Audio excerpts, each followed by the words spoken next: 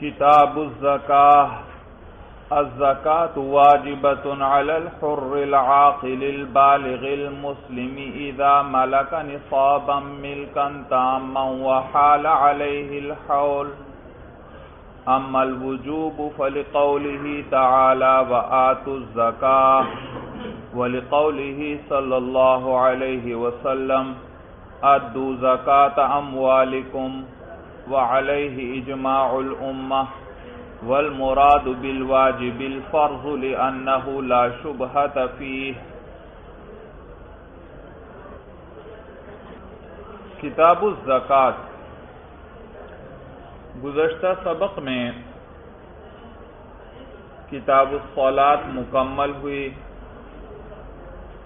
اور کتاب الصلاة کے بعد صاحب ہدایہ کتاب الزکاة لے کر آئے، اتباع کرتے ہوئے قرآن کا، کیونکہ قرآن میں جہاں نماز کا ذکر آتا ہے وہاں عموماً اس کے ساتھ زکوٰۃ کا بھی ذکر آتا ہے بھائی، اور تقریباً 82 مقامات پر نماز کے ساتھ ساتھ کس کا حکم آتا ہے؟ زکوٰۃ کا حکم آتا ہے۔ تو اس لیے کتاب الصلاة کے بعد یہ کتاب الزکاة لے کر آئے۔ یاد رکھیے عند الجمہور زکوٰۃ فرض ہوئی ہے سن 2 ہجری میں بھائی، سن 2 ہجری میں۔ اسی طرح رمضان کے روزے بھی سن 2 ہجری میں فرض ہوئے ہیں، البتہ زکوٰۃ کی فرضیت روزوں کی فرضیت سے پہلے ہوئی۔ تو پہلے زکوٰۃ کی فرضیت کا حکم آیا اور اس کے بعد روزوں کی فرضیت کا حکم آیا بھائی۔ اور عربی زبان میں زکوٰۃ کے کئی معانی آتے ہیں، زکوٰۃ کے کئی معانی آتے ہیں، جیسے زکوٰۃ کا ایک معنی ہے طہارت، طہارت پاکی یعنی پاکی حاصل کرنا۔ اسی طرح زکوٰۃ کا ایک معنی ہے نماء، نما یعنی زیادتی، بڑھوتری بھائی، افزائش، کسی چیز کا زیادہ ہونا، یہ کیا ہے؟ نما۔ تو یہ بھی زکوٰۃ کا معنی آتا ہے۔ اسی طرح زکوٰۃ کا ایک معنی برکت کے بھی ہیں بھائی، برکت۔ اور اسی طرح زکوٰۃ کا ایک معنی مدح و ثنا بھی ہے، یعنی تعریف کرنا، مدح و ثنا بھی ہے یعنی تعریف کرنا۔ سمجھ میں آیا بھائی؟ تو زکوٰۃ کے کئی معانی آتے ہیں عربی زبان میں، طہارت بھی ہے، نما بھی ہے، یرحمک اللہ، طہارت بھی ہے، نما بھی ہے، برکت بھی ہے، اور اسی طرح حمد و ثنا بھی ہے۔ اور یہ چاروں معانی جو ہیں شرعی زکوٰۃ کے اندر پائے جاتے ہیں۔ شریعت میں تو زکوٰۃ وہ مخصوص مال جو اللہ کے راستے میں انسان نکال کر دیتا ہے اس کو کہتے ہیں، اور اس کے اندر یہ چاروں معنی پائے جاتے ہیں۔ زکوٰۃ دے گا تو یہ زکوٰۃ اس کے مال کی طہارت کا ذریعہ ہے، مال کیا ہو جائے گا؟ اس سے پاک ہو جائے گا۔ نیز زکوٰۃ جو ہے دے گا تو یہ مال کے بڑھنے کا سبب ہے۔ سمجھ میں آیا بھائی؟ مال دے گا اللہ کے راستے میں تو اس سے مال اور زیادہ ہوگا، کم نہیں ہوگا بھائی۔ اور اسی طرح زکوٰۃ دے گا تو یہ برکت کا باعث ہے بھائی، برکت کا، مال کے اندر برکت آ جائے گی۔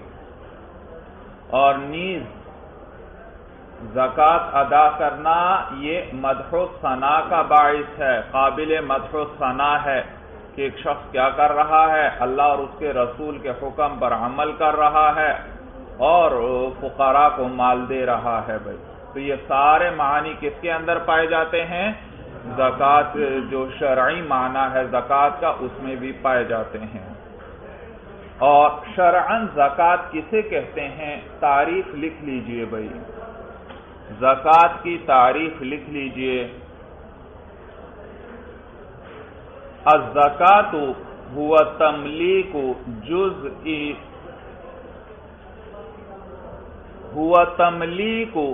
جزء مال، تملیک ملک یملک، تملیک کا کیا معنی ہوتا ہے؟ مالک بنانا۔ تو الزکوٰۃ هو تملیک جزء مال عینہ الشارع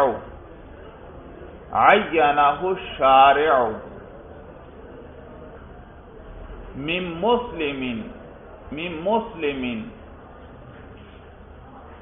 مسلم فقیر غیر ہاشمی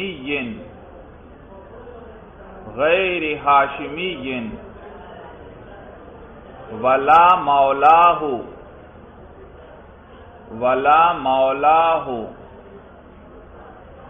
مع قطع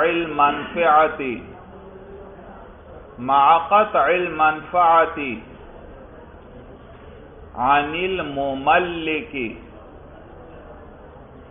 المملک، مملک مالک بنانے والا، اسی تملیک سے ہے، اس میں فاعل کا صیغہ، عن المملک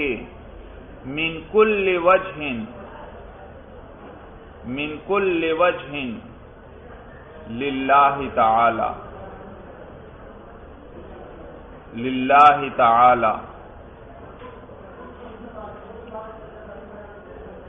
تو زکوٰۃ کی اصطلاحی تعریف کیا ہوئی؟ وہ تملیک جزء مال عینہ الشارع من مسلم فقیر غیر ہاشمی ولا مولاہ مع قطع المنفعة عن المملک من کل وجہ للہ تعالی۔ تو معنی بھی اس کا سمجھ لیجئے بھائی کہ زکوٰۃ اصطلاح شریعت میں وہ تملیک جزء مال، وہ مالک بنانا ہے مال کے ایسے جز کا عینہ الشارع، جس کو شارع نے یعنی اللہ اور اس کے رسول نے مقرر کیا ہے۔ زکوٰۃ کسے کہتے ہیں؟ مال کے ایک مخصوص جز کا مالک بنانا، وہ جز جسے کس نے متعین کیا ہے؟ شارع نے متعین کیا ہے۔ اور کس کو مالک بنانا؟ من مسلم فقیر، یہ من صلہ ہے تملیک کا، تملیک کا صلہ من آتا ہے۔ مالک بنانا کس کو؟ من مسلم فقیر، کسی ایسے مسلمان فقیر کو، غیر ہاشمی، جو ہاشمی نہ ہو، یعنی سید نہ ہو، حضور علیہ السلام کے خاندان کا نہ ہو، ولا مولا ہو، اور مولا سے مراد ہے معتق بھائی، معتق جس کو آزاد کیا گیا ہو، ولا مولا ہو، اور اس کا معتق بھی نہ ہو، یعنی ہاشمی کو بھی نہیں دے سکتے، اور جو اس ہاشمی کا معتق ہے، آزاد کردہ غلام ہے، اس کو بھی نہیں دے سکتے۔ مع قطع المنفعة عن المملک من کل وجہ، اور یہ کہ وہ جو نفع ہے،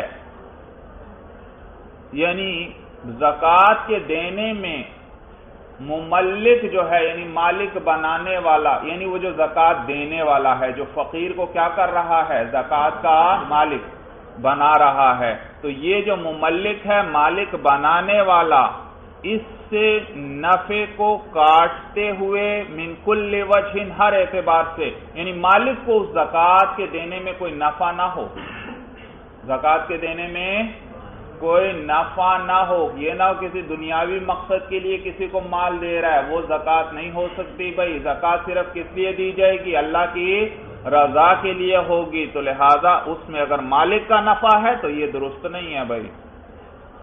اور نیز للہ تعالی، کس لیے ہوگی یہ زکوٰۃ؟ اللہ کی رضا کے لیے ہوگی بھائی۔ معنی سمجھ میں آ گیا بھائی؟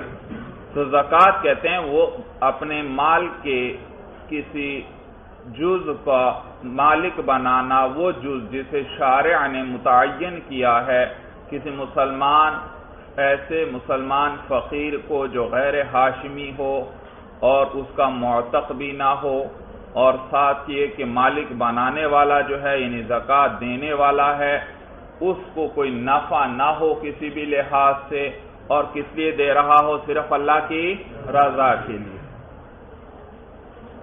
تو دیکھیے، مالک بنانا ہے مال کے جز کا، مالک بنانا ہے مال کے جز کا، یہ 40واں حصہ یعنی یا وہ 40واں حصہ جو عام سونے چاندی وغیرہ کی زکوٰۃ میں، یا وہ 10واں حصہ جو عشر میں آتا ہے بھائی، تو یہ ادا کرنا۔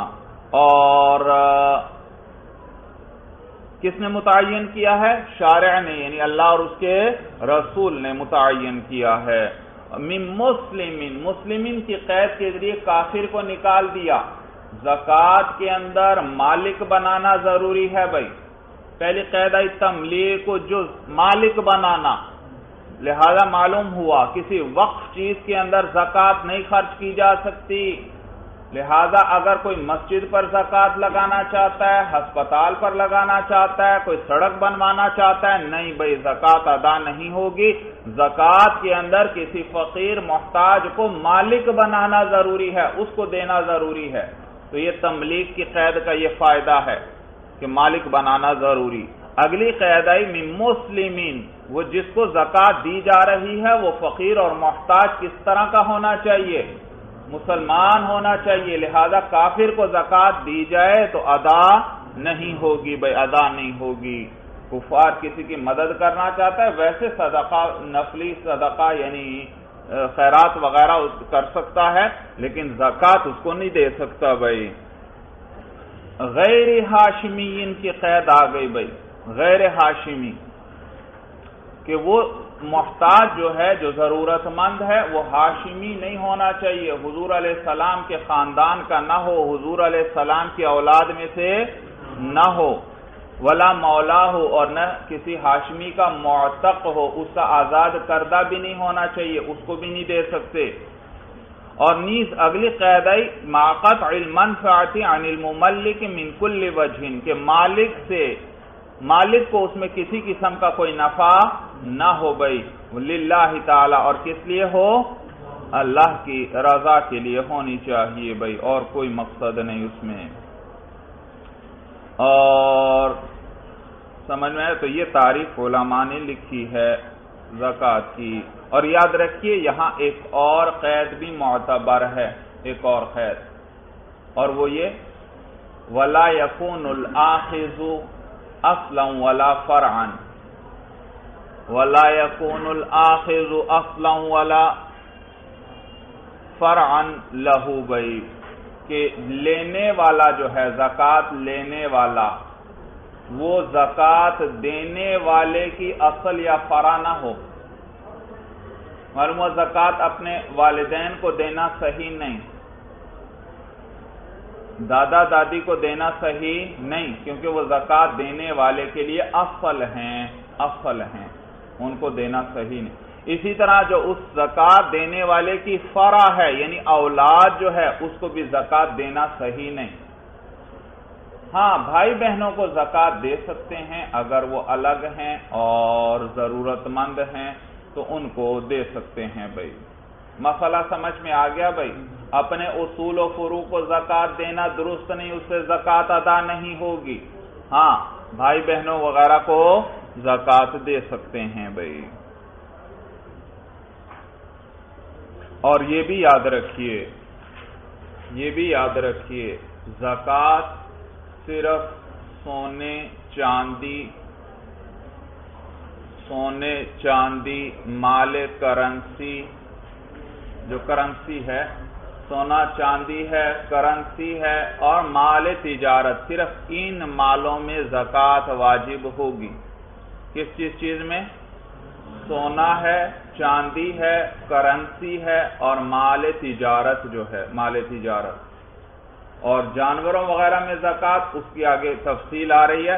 تو عام مال وغیرہ جو ہے اس میں صرف سونے کو دیکھیں گے، چاندی کو دیکھیں گے، کرنسی اگر کوئی ہے کسی بھی قسم کی اس کرنسی کو دیکھا جائے گا، اور مال تجارت جو ہے، اور مال تجارت یاد رکھیے وہ ہے جس کو انسان خریدتا ہی اسی نیت سے ہے کہ اس کو آگے بیچے گا، جس کو آگے بیچے گا اور نفع کمائے گا، وہ ہے مال تجارت.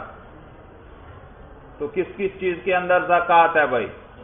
سونا ہے، چاندی ہے، اور کرنسی ہے، اور مال تجارت ہے، اس کے اندر زکات ہے. اور مال تجارت کس کو کہتے ہیں؟ کہ انسان جس کو خریدتا ہی اس نیت سے ہے کہ بعد میں کل میں اس کو بیچ کر نفع کماؤں گا، تو یہ مال تجارت ہے. چاہے اس نیت سے کوئی گاڑی خریدی ہے، چاہے اس نیت سے کوئی پلاٹ خریدا ہے، چاہے اس نیت کے ساتھ اور چیزیں دکان کی خریدی ہیں، یہ ساری کس کے اندر داخل ہیں؟ مال تجارت کے اندر داخل ہیں، مال تجارت میں. اور جو چیز تجارت کے لیے نہیں خریدتا، اپنے استعمال کے لیے یا گھر کے لیے خریدتا ہے، تو یاد رکھنا گھر کے سامان پر زکات نہیں، چاہے کروڑوں ہی کا کیوں نہ ہو. سمجھ میں آیا؟ گھر کے سامان پر استعمال کی چیزوں کے اندر اس میں زکات نہیں ہے. ضابطہ میں نے ذکر کر دیا، کیونکہ زکات صرف کس کے اندر ہے؟ سونے، چاندی، کرنسی اور مال تجارت. اور گھر کا سامان تو تجارت کے لیے نہیں ہوتا، جتنا بھی زیادہ کیوں نہ ہو گئی. اور یہ بھی یاد رکھیے، ایک چیز آپ نے خریدی تجارت کی نیت سے تو اس میں کیا آئے گی؟ زکات. لیکن خریدنے کے بعد آپ کی نیت بدل گئی، آپ نے کہا چھوڑو میں اس کو بیچتا نہیں ہوں، اپنے لیے یہ گھر پر استعمال کے لیے رکھ لیتا ہوں، آپ وہ چیز میں آپ کی تجارت کی نیت آپ نے ختم کر دی، بس بھائی زکات اس پر سے ختم ہو گئی. اب وہ مال تجارت نہ رہا، کیونکہ آپ نے کس لیے مخصوص کر لیا اس کو؟ اپنے استعمال کے لیے، گھر کے لیے بھائی. پھر کل کو آپ کی نیت دوبارہ بن گئی کہ چلو اب میں بیچتا ہوں، اسے نفع کماتا ہوں، پھر بھی یاد رکھو زکات نہیں. ہاں جب اس کو بیچ دیں گے پیسے آئیں گے تو ان پر زکات آئے گی بھائی. طریقہ سمجھ میں آ گیا بھائی؟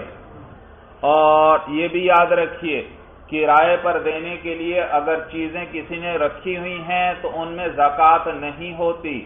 لہذا آپ نے کئی گھر رکھے ہوئے آپ کرایہ پر دیتے ہیں تو ان میں زکات نہیں، کیونکہ وہ گھر بیچنے کے لیے تو نہیں رکھے آپ نے، بیچنے کے لیے نہیں. تو کرایہ پر دینے کے لیے جو چیزیں ہوں، یا اسی طرح ایک شخص ہے اس نے کئی گاڑیاں رکھی ہوئی ہیں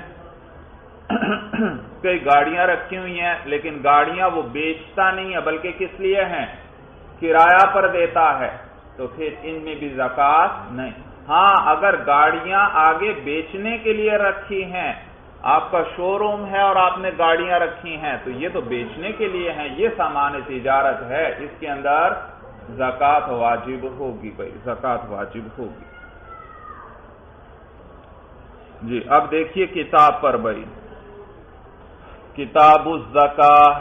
الزکاۃ واجبۃ علی الحر العاقل البالغ المسلم. زکات واجب ہے یعنی فرض ہے. واجب یہاں کس معنی میں ہے؟ فرض کے معنی میں ہے. آگے صاحب ہدایہ بھی آپ کو بتلائیں گے. الزکاۃ واجبۃ علی الحر العاقل البالغ المسلم. زکات واجب ہے علی الحر آزاد آدمی پر، وہ آزاد آدمی العاقلی جو عقل رکھنے والا ہو، عاقل ہو. سمجھ میں؟ ہاں عاقل سے تو مجنون نکل گیا، آگے البالغ کی قید ہے، اس کے ذریعے نابالغ نکل گیا. المسلمی، اور کس پر یہ واجب ہوتی ہے زکات؟ مسلمان پر واجب ہوتی ہے. کب واجب ہوتی ہے؟ اذا ملک نصابا ملکا تاما، جب وہ مالک ہو نصاب کا جو سونے اور چاندی وغیرہ کا نصاب ہے. آپ پڑھ چکے ہوں گے کہ 7.5 تولے سونا ہو اگر کسی کے پاس اور اس پر سال گزر جائے تو اس میں زکات واجب ہوگی، اور اس سے کم ہو تو اس میں زکات واجب نہیں. اسی طرح اگر کسی کے پاس 52.5 تولے چاندی ہے اور اس پر سال گزر گیا تو اس میں زکوٰۃ واجب ہے، اگر اس سے کم ہے تو اس میں زکوٰۃ واجب نہیں ہے، یا ان کی قیمت کے برابر قیمت کے برابر کرنسی ہے یا سامان تجارت ہے تو اس پر سال گزر جائے تو پھر اس میں زکوٰۃ واجب ہوگی ورنہ واجب نہیں۔ اور یہ بھی یاد رکھنا ضروری بات بھائی، سونے کا نصاب کتنا بتایا؟ 7.5 تولے، اس سے کم ہو تو اس میں زکوٰۃ نہیں۔ یہ اس صورت میں ہے جب اس شخص کے پاس صرف سونا موجود ہے، کرنسی کا 1 روپیہ بھی اس کے پاس نہیں، چاندی کا تھوڑا 1 ذرہ بھی چاندی اس کے پاس نہیں، اور سامان تجارت 1 روپے کا بھی اس کے پاس نہیں ہے، صرف سونا ہی سونا ہے۔ تو اب دیکھو 7.5 تولے ہے تو اور سال گزر گیا ہے تو زکوٰۃ آئے گی ورنہ زکوٰۃ نہیں آئے گی اگر اس سے کم ہوا۔ یا دوسری صورت صرف چاندی ہے، نہ اس کے پاس کوئی سونا ہے معمولی سا بھی، نہ اس کے پاس کرنسی ہے، نہ اور کوئی مال تجارت ہے، صرف چاندی ہے، تو دیکھو 52.5 تولے چاندی اس کی قیمت اتنی 52.5 تولے ہے تو زکوٰۃ ہوگی سال کے بعد ورنہ زکوٰۃ نہیں۔ صورت سمجھ میں آ گئی۔ لیکن اگر کسی کے پاس سونا بھی ہے تھوڑا سا، چاندی بھی ہے تھوڑی سی، یا ان کے ساتھ کچھ کرنسی بھی ہے یا سامان تجارت ہے، تو پھر ساروں کو ملا کر دیکھیں گے کہ ان کی قیمت 52.5 تولے چاندی تک پہنچتی ہے یا نہیں۔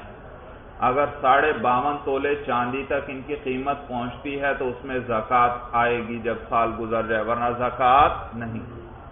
اور 7.5 تولے سونے کا اعتبار نہیں کیا، 52.5 تولے چاندی کا اعتبار کیا گیا، کیونکہ چاندی سستی ہے، تھوڑا مال ہی اس تک پہنچ جائے گا تو اس میں فقیروں کا فائدہ ہے، اور سونا تو بڑا مہنگا ہے تو وہاں تک تو اگر اس کو متعین کر لیں تو وہاں تک زیادہ مال چاہیے ہوگا تو تھوڑے کے اندر زکوٰۃ آئے گی نہیں اور پھر فقیروں بیچاروں کا نقصان ہوگا۔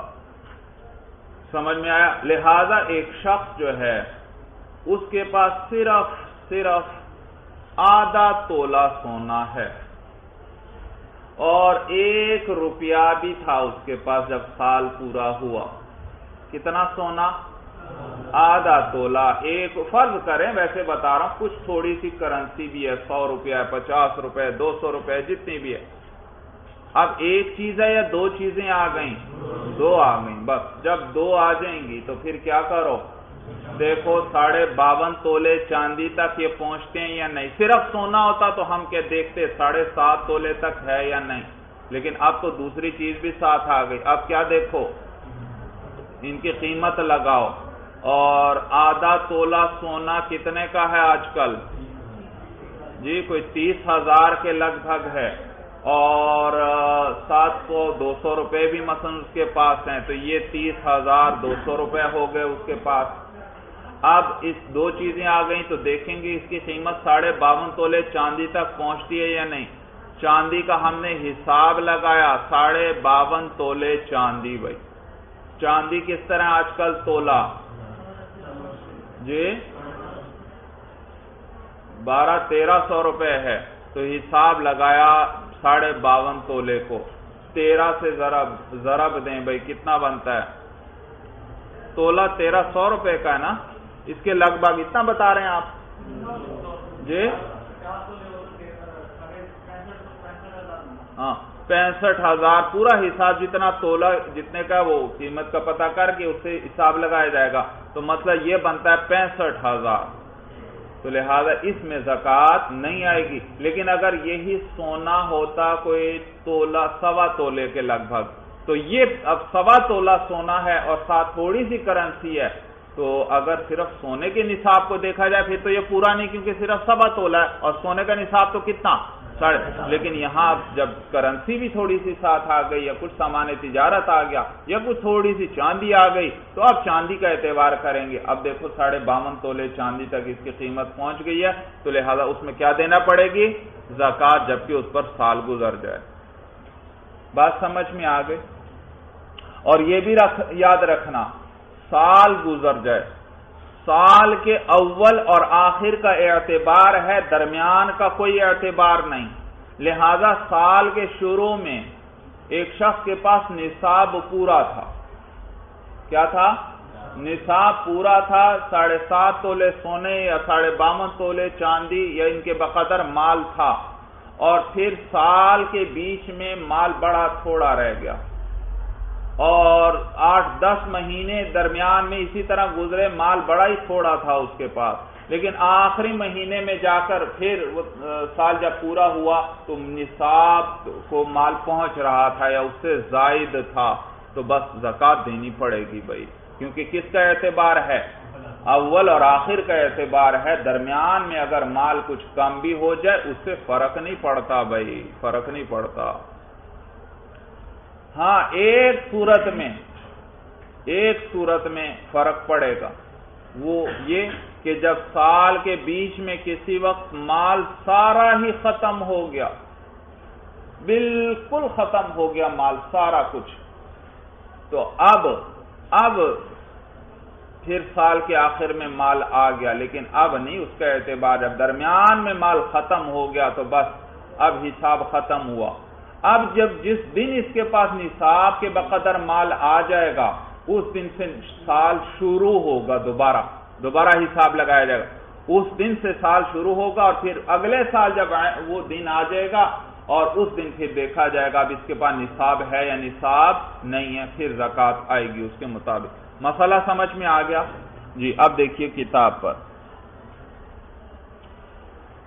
تو کہتے ہیں زکوٰۃ واجب ہے آزاد عاقل بالغ مسلمان پر اذا ملک نصابا ملکا تاما، جب وہ مالک ہو نصاب کا۔ نصاب یہ جو شریعت نے مقرر کیا ہے جس مال کے اندر زکوٰۃ آتی ہے، اور اس سے کم ہو تو اس میں زکوٰۃ نہیں آتی، یہ نصاب کہلاتا ہے۔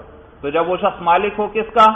نصاب کا، ملکن تامن، اور کس طرح کا مالک ہو؟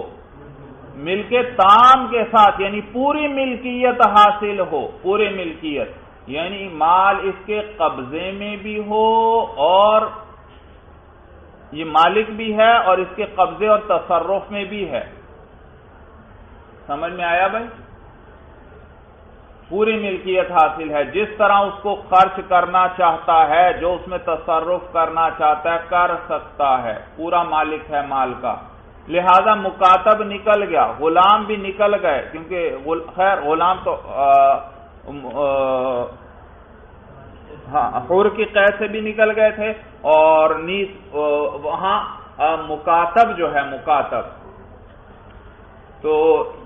مکاتب جو ہے وہ مال پر اس کا قبضہ تو ہوتا ہے۔ مکاتب جانتے ہیں بھائی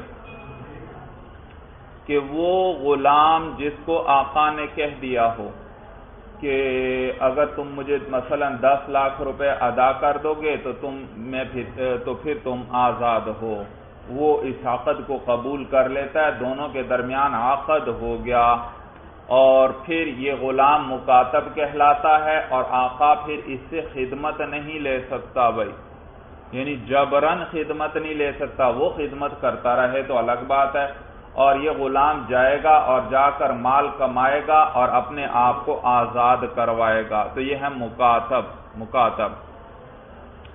تو لہذا مکاتب اب تجارت کر رہا ہے، مال کما رہا ہے، لیکن اس کی ملک تام نہیں، کامل نہیں، قبضہ تو اس کا ہے مال پر لیکن ملک کامل نہیں ہے بھائی، کیونکہ اگر وہ اس عرصے کے اندر پیسے جمع نہ کر سکا تو پھر عام غلام بن جائے گا، اور سارا کچھ کس کا ہو جائے گا؟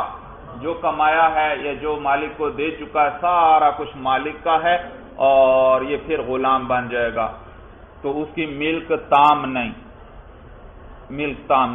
نیز اسی طرح اس کے ذریعے احتراز ہے، عورت کا جو مہر ہے، جو اس کو جس پر ابھی اس نے قبضہ نہیں کیا، خامند نے اس کو دیا نہیں، اور نیز اسی طرح اس کے ذریعے وہ مال بھی اس سے نکل گیا، جس کے ملنے کی امید ہی نہ ہو. آپ نے کسی کو قرضہ دیا تھا، اب اس کے نکلنے کی کوئی امید ہی نہیں ہے، صورت ہی نہیں ہے، تو اس کے اندر بھی زکوٰۃ نہیں ہے بھائی. یہ ساری تفصیل آگے صاحب ہدایہ بھی بیان کریں گے. تو اس کے مالک ہو جب اذا ملک نصابا ملکا تاما، جب وہ مالک ہو نصاب کا، اور کس طرح کی ملکیت ہو؟ پوری ملکیت ہو، ملکا تاما پوری ملکیت ہو. وحال علیہ الحول، اور اس پر 1 سال گزر جائے. حول کہتے ہیں سال کو. وحال علیہ، اور گزر جائے اس پر، الحول سال بھائی. اور میں نے بتایا سال کے اول اور آخر کا اعتبار کریں گے، درمیان کا نہیں بھائی. اما الوجوب، اب صاحب ہدایت دلائل ذکر کر رہے ہیں بھائی. متن میں آیا تھا الزکات واجبۃ، زکات کیا ہے؟ فرض ہے. اس کی دلیل کیا؟ کہتے ہیں اما الوجوب فلقولہ تعالی وآتوا الزکاۃ، کہ زکات کا وجوب تو وہ اللہ کے اس قول کی وجہ سے ہے، وآتوا الزکاۃ، اور تم لوگ زکات ادا کرو. اور نیز دوسری دلیل وَلِقَوْلِهِ صلی اللہ علیہ وسلم، حضور علیہ السلام کے اس قول کی وجہ سے زکوٰۃ واجب ہے. حضور علیہ السلام فرماتے ہیں ادو زکات اموالکم، ادا کرو تم لوگ اپنے مالوں کی زکات. اور تیسری دلیل وعلیہ اجماع الامتی، اور اس پر پوری امت کا اجماع ہے کہ زکات فرض ہے. اور اجماع بھی دلائل شرعیہ میں سے ایک دلیل ہے، آپ پڑھ چکے ہیں. والمراد بالواجب الفرض، بھائی متن میں آیا تھا الزکات واجبۃ، میں نے آپ کو بتلایا تھا یہاں واجب کس معنی میں ہے؟ فرض. یہی بیان کر رہے ہیں. کہتے ہیں والمراد بالواجب الفرض، اور واجب سے مراد فرض ہے. لأنه لا شبہۃ فیہ، اس لیے کیونکہ اس کے اندر کوئی شبہ نہیں ہے، اس کے فرض ہونے میں کسی قسم کا شبہ نہیں ہے. تو یاد رکھیے فرض وہ چیز ہے، وہ یہ فقہا جو بعض چیزوں کو فرض قرار دیتے ہیں، بعض کو واجب قرار دیتے ہیں، بعض کو سنت قرار دیتے ہیں، بعض کو مستحب وغیرہ قرار دیتے ہیں. یہ کس بنیاد پر ہوتا ہے؟ دلائل کی بنیاد پر. سمجھ میں آیا بھائی؟ دلائل کی بنیاد پر دلائل کو دیکھا جاتا ہے. تو اگر ایک چیز کا ثبوت قطعی دلائل کے ساتھ ہو، کسی قسم کا اس میں شک اور شبہ نہیں، تو وہ فرض ہوگی. اور اگر اس کے اندر شبہ آ جاتا ہے پھر اس کا درجہ کم ہو جائے گا، فرض نہیں کہہ سکتے بلکہ پھر کیا کہیں گے؟ واجب کہیں گے. اسی طرح دلائل کے اعتبار سے اس پر حکم لگایا جاتا ہے. تو زکوٰۃ میں جو ہے زکوٰۃ دلائل قطعیہ سے ثابت ہے، اس میں کسی قسم کا شک اور شبہ نہیں، تو یہ واجب نہیں ہے بلکہ فرض ہے. فرض ہے یہ معنی ہے لأنہ لا شبہۃ فیہ، اس لیے کیونکہ اس کے اندر کوئی شبہ نہیں ہے بھائی. واشتراط الحریۃ لأن کمال الملک بہا، اور آزاد ہونے کی شرط. بھائی متن میں آیا تھا واجبۃ علی الحر، جو شرطیں لگائی گئیں آزاد عاقل بالغ وغیرہ کی، ان کا فائدہ بتلا رہے ہیں کہ یہ شرطیں کیوں لگائی گئیں. کہتے ہیں واشتراط الحریۃ، اور آزاد ہونے کی شرط جو ہے اس لیے ہے لأن کمال الملک بہا، اس لیے کیونکہ کامل ملک اس کے ذریعے ہوتی ہے. کوئی آزاد ہوگا تو مال کا کامل مالک بنے گا، اگر آزاد نہیں ہے تو کامل مالک نہیں. جیسے میں نے مثال بیان کر دی کہ مکاتب جو ہے مکاتب مالک نہیں اپنے مال کا پورے طور پر، کیونکہ بے شک قبضہ اسی کا ہے، وہ مال کو چیزوں کو خرید بھی رہا ہے، بیچ بھی رہا ہے، اپنی آزادی کے لیے مال اکٹھا کر رہا ہے، لیکن اس کا قبضہ کامل نہیں. حتیٰ کہ وہ غلام کو اس نے خریدا اور پھر غلاموں کو بھی خرید رہا ہے اور بیچ رہا ہے. وہ مکاتب کیا کر رہا ہے؟ تجارت کر رہا ہے. جو بھی تجارت کرے تو غلاموں کو بھی خرید رہا ہے اور بیچ رہا ہے، لیکن ان غلاموں میں سے کسی کو وہ آزاد نہیں کر سکتا. کرے بھی تو آزاد نہیں ہو سکتا غلام بھائی، اس لیے کیونکہ اس میں آزاد کرنے کی اہلیت ہی نہیں ہے، کیونکہ یہ مال کا پورے طور پر مالک ہی نہیں. اگر پورے طور پر مالک ہوتا تو یہ کہنے سے کہ جاؤ تم آزاد ہو، وہ غلام کیا ہو جاتا؟ آزاد. لیکن وہ آزاد کر سکتا ہی نہیں، اس میں اہلیت ہی نہیں، کیونکہ اس کے کامل ملکیت حاصل نہیں. قبضہ بے شک اس کا ہے لیکن ملکیت اس کی نہیں. تو تو کہتے ہیں آزاد ہونے کی شرط اس لیے ہے لأن کمال الملک بہا، اس لیے کیونکہ مالک کمال ملک اس کے ذریعے ہوگا، پورا مالک ہونا اس کے ذریعے ہوگا، والعقل والبلوغ لما نذکرہ، اور متن میں جو عاقل بالغ کی قید آئی تھی تو یہ عقل اور بلوغ کی قید، بالغ ہونے کی قید لما اس وجہ سے ہے نذکرہ، جس کو ہم ذکر کریں گے، اس کو ہم کیا کریں گے؟ ذکر کریں گے۔ آگے بھائی اگلا متن اسی صفحے پر آ رہا ہے وَلَيْسَ عَلَى الصَّبِيِّ وَالْمَجْنُونِ زَكَاةٌ، وہاں صاحب ہدایہ بتلائیں گے کہ بچے اور مجنون کے مال میں زکوٰۃ نہیں ہے، تو کہتے ہیں وہاں ہم ذکر کریں گے۔ والاسلامی، بھئی یہ اس کا عقل، بلوغ، اسلام، ان سب کا عطف حریت پر ہے، اور حریت مجرور تھا مضاف الیہ، تو یہ بھی مجرور ہیں بھئی۔ والاسلامی، اور اسلام کی بھی شرط ہے لأن الزکاۃ عبادۃ، اس لیے کیونکہ زکوٰۃ عبادت ہے، ولا تتحقق العبادۃ من الکافر، اور عبادت جو ہے کافر سے ثابت نہیں ہو سکتی، کافر کی طرف سے نہیں ہو سکتی عبادت۔ دلیل سمجھ میں آئی بھائی؟ اس لیے مسلمان ہونا ضروری ہے زکوٰۃ ادا کرنے والے کا۔ ولا بد من ملک مقدار النصاب، اور نصاب کے بقدر کا مالک ہونا ضروری ہے، کہ نصاب کے بقدر مال کا انسان مالک ہو۔ بھئی اس کی کیا وجہ ہے؟ یہ قید کیوں لگائی متن میں؟ کہتے ہیں لأنہ صلی اللہ علیہ وسلم قدر السبب بہ، اس لیے کیونکہ حضور علیہ السلام نے مقرر فرمایا ہے سبب اس کے ساتھ، یعنی اس کو کیا قرار دیا حضور علیہ السلام نے؟ زکوٰۃ کے وجوب کا سبب نصاب کے بقدر مال ہے، مال تجارت وغیرہ، تو نصاب کو کس نے مقرر کیا ہے؟ حضور صلی اللہ علیہ وسلم نے مقرر فرمایا ہے، اس کو سبب بنایا ہے۔ یہ معنی ہے لأنہ صلی اللہ علیہ وسلم قدر السبب بہ، اس لیے کہ حضور علیہ السلام نے سبب کو مقرر فرمایا ہے بہ ای بمقدار نصابی، کس کے ساتھ؟ مقدار نصاب کے ساتھ جی۔ اور متن میں قید آئی تھی 1 سال اس پر گزرنا چاہیے، بھئی یہ قید کیوں بڑھائی متن میں؟ اس دلیل ذکر کر رہے ہیں، کہتے ہیں ولا بد من الحول، اور ضروری ہے سال کا ہونا، لأنہ لا بد من مدت یتحقق فیہا النماء، اس لیے کیونکہ ضروری ہے ایسی مدت کا ہونا جی کہ یتحقق فیہا النما، نما کہتے ہیں زیادتی، بڑھوتری، زیادہ ہونا، اس لیے کیونکہ ایسی مدت کا پایا جانا اور ہونا ضروری ہے کہ جس کے اندر زیادتی پائی جائے، یعنی مال زیادہ ہو جائے۔ وقدرها الشرع بالحول، اور مقرر کیا ہے اس کو شریعت نے 1 سال کے، یا اندازہ لگایا ہے اس کا شریعت نے اس کا 1 سال کے ساتھ۔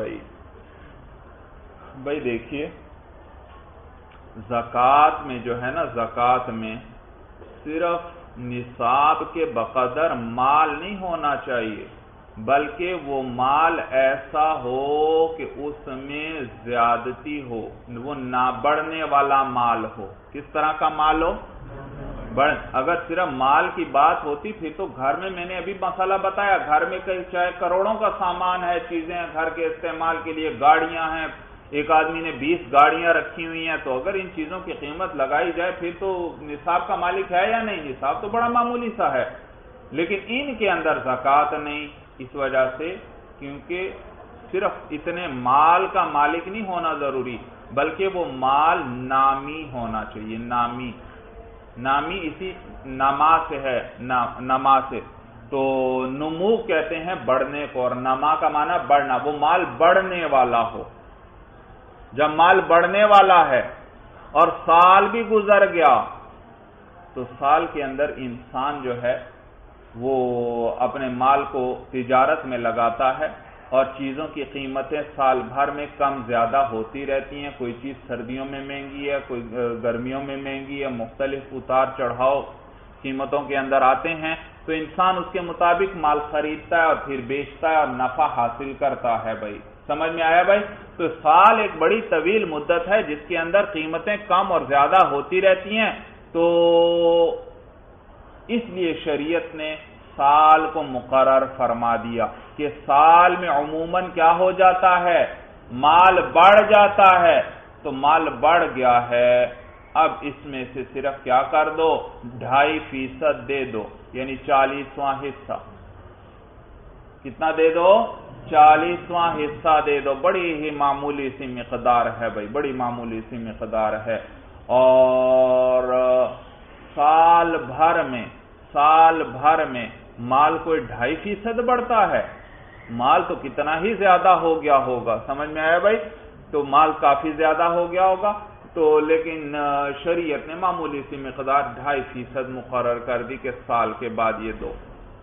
اور پھر اس میں یہ ضروری نہیں ہے کہ مال حقیقتاً بڑھے، بلکہ ایک آدمی نے مال جو ہے وہ تجارت میں لگایا ہی نہیں، گھر پر ہی رکھا ہوا ہے، لیکن سال گزر گیا تو اس میں سے بھی زکوٰۃ دینا پڑے گی۔ آپ اصول فقہ میں پڑھ چکے ہیں، کیونکہ اس مال کے اندر بھی یوں فرض کر لیا جائے گا کہ زیادتی آ گئی ہے، حقیقتاً تو اس میں زیادتی نہیں ہوئی کیونکہ تجارت میں لگایا ہی نہیں، یہ تو گھر پر پڑا ہوا تھا، لیکن تقدیراً زیادتی آ گئی۔ تقدیراً کا کیا معنی؟ فرض کر لینا۔ تقدیر کا کیا معنی ہے؟ ایک فرض کر لیا گیا کہ اس کے اندر کیا آ چکی ہے؟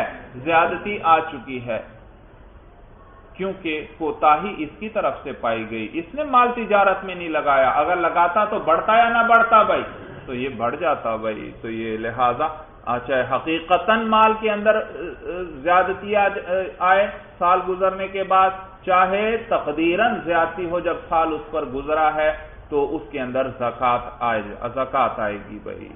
تو یہ دیکھو سہولت تھی، شریعت کی طرف سے سہولت آ گئی۔ ہر مال کے اندر زکوٰۃ نہیں، بلکہ اس مال میں جس میں زیادتی ہوتی ہے اس طرح کا مال ہو جو بڑھتا ہے، اور پھر جب وہ حقیقتاً بڑھ جائے، کب؟ 1 سال کے بعد جا کر دینی ہے، ابھی فوراً زکوٰۃ نہیں دینی بھائی۔ صورت سمجھ میں آ گئی؟ یہ معنی ہے کہ لا بد من الحول، اور سال کا ہونا ضروری ہے، لأنه لا بد من مدت يتحقق فيها النماء، اس لیے کیونکہ ضروری ہے ایسی مدت کا پایا جانا جس کے اندر زیادتی پائی جائے، یعنی زیادتی مال کے اندر ہو جائے، مال بڑھ جائے۔ وقدرها الشرع بالحول، اور اندازہ لگایا ہے اس مدت کا شریعت نے سال کے ساتھ، لقوله صلی اللہ علیہ وسلم، ووجہ حضور علیہ السلام کے اس قول کے، لا زکاۃ فی مال حتی یحول علیہ الحول، اور کہ زکوٰۃ نہیں ہے مال کے اندر یہاں تک کہ اس پر 1 سال گزر جائے۔ یہ تو تھی نقلی دلیل، حدیث میں آیا حضور علیہ السلام فرماتے ہیں مال میں زکوٰۃ نہیں یہاں تک کہ اس پر 1 سال گزر جائے۔ آگے عقلی دلیل بھی ذکر کر رہے ہیں صاحب ہدایہ، جو ابھی میں نے آپ کے سامنے تقریر کی۔ وہ عقلی دلیل یہ کہ وَلِأَنَّهُ الْمُمْكِنُ بِهِ مِنَ الْاِسْتِنْمَاءِ لِاجْتِمَالِهِ عَلَى الْفُصُولِ الْمُخْتَلِفَةِ، اس لیے کیونکہ ممکن ہے سال میں استنما، یعنی اس کا مال کا بڑھنا ممکن ہے، لِاجْتِمَالِهِ عَلَى الْفُصُولِ الْمُخْتَلِفَةِ، اس وجہ سے کہ سال مشتمل ہوتا ہے مختلف قسم کے موسموں پر۔ والغالب تفاوت الاسعار فیہا، اور غالب جو ہے عموماً کیا ہوتا ہے اس موسموں میں؟ اسعار، قیمتیں، نرخ جو ہے نرخ، اور غالب جو ہے وہ نرخوں کا مختلف ہونا ہے اس سال کے اندر، اس موسموں کے اندر۔ سال بھر میں عموماً نرخ مختلف ہوتے ہیں، گھٹتے بڑھتے ہیں، کسی چیز کی قیمت کم ہوتی ہے، کسی کی زیادہ ہوتی ہے۔ تو یہ سال کو مقرر کیا کیونکہ سال مختلف موسموں پر مشتمل ہے، اور ان موسموں کے اندر اکثر اور غالب کیا ہوتا ہے؟ چیزوں کے نرخ بدلتے ہیں۔ فَأُدِيرَ الْحُكْمُ عَلَيْهِ، تو حکم کو بھی دائر کر دیا گیا اسی پر۔ حکم کا مدار کس پر کر دیا گیا؟ سال پر، کیونکہ سال کے اندر مال بڑھ جاتا ہے کیونکہ موسم مختلف ہے، قیمتوں کی چیزوں کے نرخ بدلتے ہیں۔ دلیل بھی سمجھ میں آئی یا نہیں ہے؟ یہ معنی فَأُدِيرَ الْحُكْمُ عَلَيْهِ، تو حکم کا مدار سال پر کر دیا گیا، سال پر کر دیا گیا۔ اب نما کو نہیں دیکھیں گے کہ سال گزرنے کے بعد مال میں زیادتی ہوئی یا زیادتی نہیں ہوئی، بس سال کو پر دار و مدار آ گیا۔ کس پر؟ ہاں، جب سال کو شریعت نے مقرر کر دیا تو اب سال پر مدار ہے، سال دیکھو گزر گیا ہے اور نصاب کے بقدر مال ہے، چاہے اس میں زیادتی نہیں ہوئی لیکن کیا سمجھا جائے گا؟ تقدیراً کیا ہو چکی ہے؟ زیادتی، زکوٰۃ دینا پڑے گی بھئی اگر وہ نصاب کے بقدر ہے۔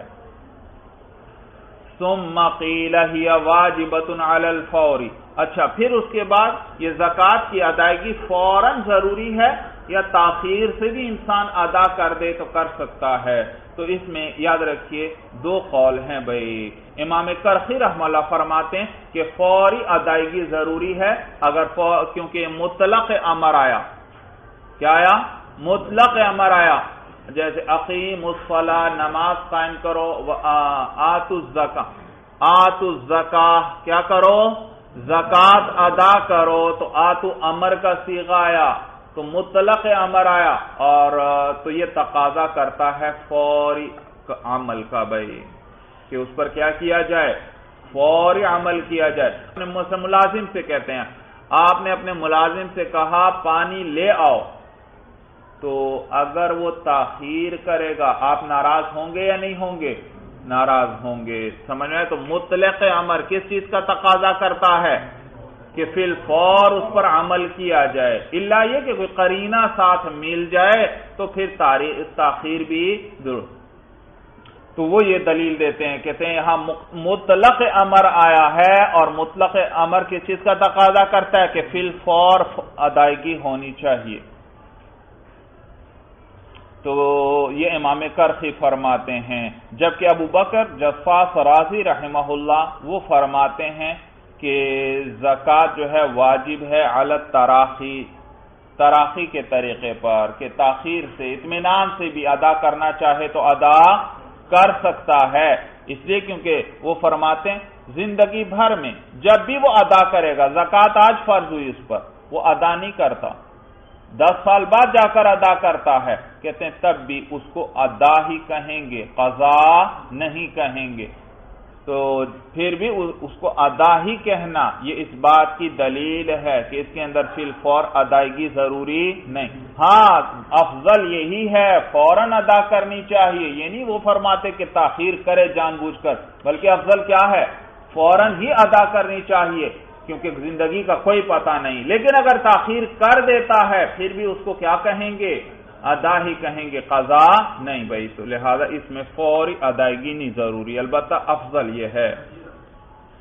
ثم قیل ہی واجبۃ علی الفور، پھر کہا گیا ہے، یہ امام کرخی کا قول آ رہا ہے، وہ فرماتے ہیں کہ زکوٰۃ واجب ہے علی الفور، فوری طور پر، یعنی جلدی ادائیگی اس کی ضروری ہے، لأنہ مقتضی مطلق الامر، کیونکہ یہ مطلق امر کا مقتضا ہے، مطلق امر کس چیز کا تقاضا کرتا ہے؟